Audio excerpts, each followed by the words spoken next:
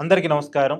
ఈరోజు ముఖ్యమంత్రి చంద్రబాబు నాయుడు గారి పుట్టినరోజు సందర్భంగా మాజీ ముఖ్యమంత్రి వైసీపీ పార్టీ అధినేత వైఎస్ జగన్మోహన్ రెడ్డి గారు విష్ చేస్తూ ట్వీట్ చేశారు. Wish you happy birthday NCBN గారు, మీరు మంచి ఆరోగ్యంతో కలకాలం జీవించారని మనసారా కోరుకుంటున్నాను అని విష్ చేశారు. అలాగే నిన్న డిప్యూటీ సీఎం పవన్ కళ్యాణ్ గారికి సర్జరీ జరిగిందన్న విషయం తెలుసుకున్న జగన్మోహన్ రెడ్డి గారు పవన్ కళ్యాణ్ గారి ఆరోగ్యం మెరుగుపడాలని కోరుకుంటున్నానని ట్వీట్ చేశారు. ఈరోజేమో చంద్రబాబు నాయుడు గారికి బర్త్డే శుభాకాంక్షలు తెలియజేస్తూ ట్వీట్ చేశారు. నిన్నేమో పవన్ కళ్యాణ్ గారి ఆరోగ్యం మెరుగుపడాలని కోరుకుంటూ ట్వీట్ చేశారు. ఈ రెండు మంచి పరిణామాలు. కాకపోతే నిన్న వైఎస్ విజయమ్మ గారి బర్త్డే. వైఎస్ విజయమ్మ గారికి బర్త్డే శుభాకాంక్షలు తెలియజేస్తూ మాత్రం ట్వీట్ చేయలేదు. అసలు ఎప్పుడూ విష్ చేసే అలవాటు లేకపోతే వేరే విషయం.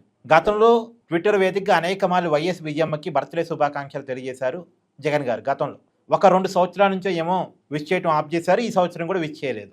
మీకు తెలుసుగా గత కొంతకాలం నుంచి తల్లికి కొడుకు మధ్య ఆస్తి గొడవలు ఉన్నాయి.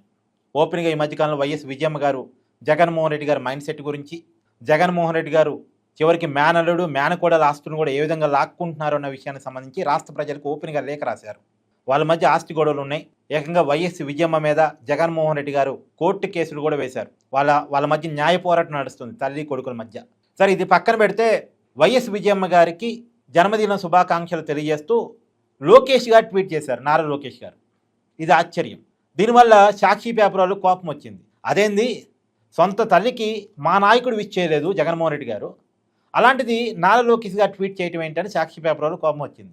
వెంటనే ఈరోజు వార్త రాశారు. నారా లోకేష్ దిగజారుడు రాజకీయం.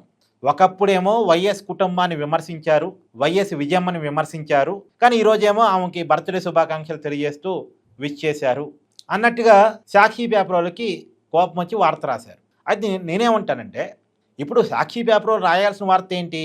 సొంత తల్లి జన్మదిన శుభాకాంక్షలు తెలియజేవా, కొడుగ్గా నీ బాధ్యత కదా అని జగన్ని క్వశ్చన్ చేయగలగాలి. అది క్వశ్చన్ చేయటం మానేసి విష్ చేసిన వాళ్ళకి మీద రాయటం ఏంటి?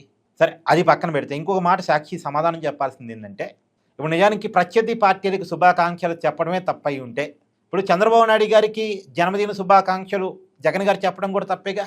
గతంలో ఎన్నిసార్లు చంద్రబాబు నాయుడు గారిని జగన్మోహన్ రెడ్డి గారు విమర్శిస్తుంటారు, ఇప్పటికీ విమర్శిస్తూనే ఉంటారు కదా జగన్మోహన్ రెడ్డి గారు చంద్రబాబు నాయుడు గారిని. మరి నోటికి వచ్చినట్టు విమర్శించి బర్త్డే రోజున విష్ చేయటం ఏంటి అని జగన్మోహన్ రెడ్డి గారిని క్వశ్చన్ చేస్తూ ఇది దిగజారుడు రాజకీయం అంటూ సాక్షి వాళ్ళు జగన్మోహన్ రెడ్డి గారి మీద వార్త రాయగలరా? స్వయంగా పవన్ కళ్యాణ్ ఉద్దేశించి జగన్మోహన్ రెడ్డి గారు ఎన్ని మాటలు అన్నారు. మొన్న కూడా అన్నారుగా దత్తపుత్రుడని, ప్యాకేస్తారని. మరి అలా మాట్లాడే జగన్మోహన్ రెడ్డి గారు పవన్ కళ్యాణ్ గారికి ఆరోగ్యం బాగాలేకపోతే మెరుగుపడాలని కోరుకుంటూ ట్వీట్ చేయటం ఏంటి? దిగజారుడు రాజకీయం అని సాక్షి పేపర్లో వార్త రాయగలరా? రాజకీయాల్లో విమర్శలు చేసుకుంటూ ఉంటారు ఒకళ్ళ మీద ఒకళ్ళు, అది వేరే విషయం, అది రాజకీయం. కానీ వ్యక్తిగతంగా వాళ్ళ మధ్య మంచి సంబంధాలు ఉండాల్సిందే.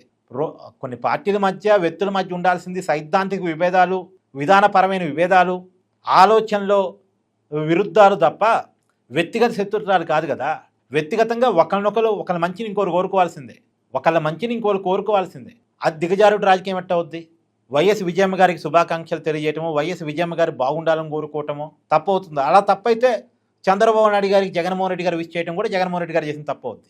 పవన్ కళ్యాణ్ గారికి జగన్మోహన్ రెడ్డి గారు విష్ చేయడం కూడా జగన్మోహన్ రెడ్డి గారు చేసిన తప్పు అవుద్ది. కానీ ఇవేవీ తప్పులు కావు. తప్పేంది, సొంత తల్లికి జగన్మోహన్ రెడ్డి గారు విష్ చేయకపోవటం, ఇది తప్పు. పైగా కేవలం తల్లి మాత్రమే కాదు వైఎస్ విజయమ్మ గారు, వైఎస్ఆర్ కాంగ్రెస్ పార్టీ గౌరవ అధ్యక్షురాలు, పార్టీ పెట్టినప్పటి నుంచి అధికారంలోకి వచ్చేంత వరకు, అధికారంకి వచ్చిన తర్వాత ఆమెను ఆ పదవి నుంచి తప్పించారు, కానీ అధికారంలోకి ఆ పార్టీ వచ్చే వరకు కూడా ఆ పార్టీ పెట్టినప్పటి నుంచి గౌరవ అధ్యక్షురాలుగా పనిచేశారు. ఆ పార్టీ తరఫున పులివెందుల స్థానానికి ఎమ్మెల్యేగా ఉన్నారు ఆవిడ గతంలో. మరి అలాంటి వ్యక్తి, వాళ్ళ పార్టీ ఎమ్మెల్యే మాజీ, వాళ్ళ పార్టీ గౌరవ అధ్యక్షురాలు మాజీ, పైగా తల్లి. మరి ఇలాంటిది జగన్మోహన్ రెడ్డి గారికి ఆమె చేసిన సర్వీస్ చాలా పెద్దది. ఇవాళ జగన్మోహన్ రెడ్డి గారి చేతిలో ఒక పార్టీ ఉందంటే, జగన్మోహన్ రెడ్డి గారు రాజకీయంగా క్లిక్ అయ్యాడంటే దాంట్లో తల్లికి కూడా వాటా ఉంది. మరి అలాంటిది జగన్మోహన్ రెడ్డి గారు విష్ చేయకపోవటాన్ని క్వశ్చన్ చేయగలగాలి సాక్షి వాళ్ళైనా వైసీపీ వాళ్ళైనా, సొంత తల్లితో ఏంటి అని. కానీ జగన్మోహన్ రెడ్డి గారు, నేను చెప్తున్నాను కదండి, ఆయన మైండ్ సెట్ మార్చుకోవాలి, లేకపోతే కష్టం.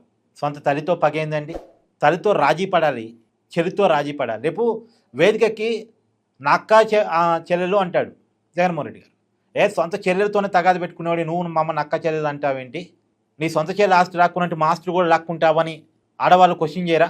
ఖచ్చితంగా క్వశ్చన్ చేస్తారు. క్వశ్చన్ చేయడం కాదు, కడిగేస్తారు. సొంత తల్లి చెల్లి విషయంలోనే నువ్వు ఆస్తులు కాడ రాజీ పడలేకపోతున్నావు, మా విషయంలో నువ్వెక్కడ మేలు చేస్తావు అని చెప్పేసి వాళ్ళు అంటారు. నీ కోసం సాక్రిఫైస్ చేసిన వాళ్ళనే నువ్వు సరిగ్గా చూసుకోలేవు, మమ్మల్ని నేను చూసుకుంటా, ఓటేస్తే నడి రోడ్డు మీద పెట్టి అమ్మేస్తాం మమ్మల్ని అని చెప్పేసి ఎవరైనా అనుకుంటారు. సో జగన్మోహన్ రెడ్డి గారు తన ఆలోచన మార్చుకోవాలి. ఇంకేం తల్లి మీద కోపం ఏందండి? సో మరొక్కసారి తల్లి మీద జగన్మోహన్ రెడ్డి గారికి ఉన్న కోపం బట్టబయలైపోయింది. దాన్ని మాత్రం వైసీపీ క్వశ్చన్ చేయలేకపోతుంది. మీ అభిప్రాయాన్ని కామెంట్ చేయండి.